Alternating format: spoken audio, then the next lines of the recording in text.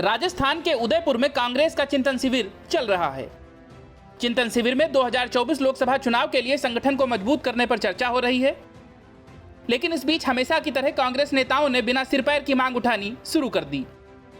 खबरों के अनुसार नवसंकल्प चिंतन शिविर में ईवीएम का जिन फिर से बाहर आ गया। कई नेताओं ने बैलेट पेपर से चुनाव कराने की मांग छेड़ दी और इस दौरान ईवीएम पर प्रतिबंध लगाने की बात कही गई। मतलब जिस मुद्दे पर चुनाव आयोग कई बार सफाई दे चुका है और कई तरीके से साबित कर चुका है कि ईवीएम सेफ है, उसी मुद्दे पर चिंतन शिविर आयोजित कर कांग्रेस चर्चा कर रही है। शायद देश की सबसे पुरानी पार्टी के रसातल में जाने का प्रमुख कारण यही है, क्योंकि ईवीएम में धांधली के कथित आरोपों के बाद भी कांग्रेस खुद कई चुनाव जीती है। इनमें राजस्थान, छत्तीसगढ़ और मध्य प्रदेश के विधानसभा चुनाव शामिल हैं। वहीं शिविर में कहा गया कि 2024 के आम चुनावों में कांग्रेस के घोषणा पत्र में इलेक्ट्रॉनिक वोटिंग मशीन ईवीएम पर प्रतिबंध लगाने के मुद्दे को शामिल किया जाए। 2 दिन के विचार विमर्श के दौरान कांग्रेस नेताओं के बीच यह मुद्दा ज्यादातर नेताओं ने उठाया।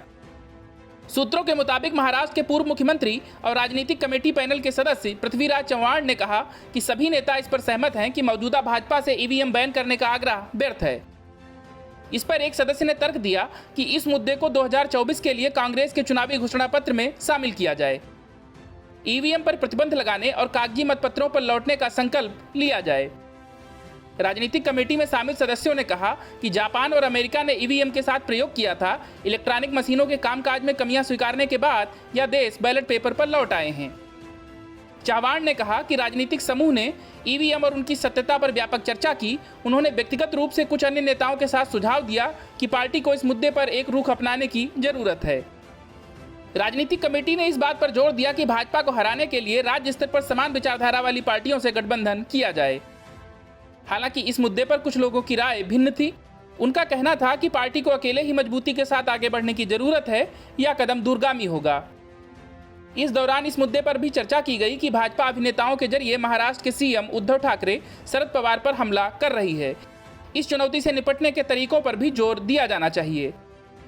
बहरहाल कांग्रेस ने ईवीएम का जिन्न छेड़कर जनता को भ्रमित करने की कोशिश एक बार फिर से की है।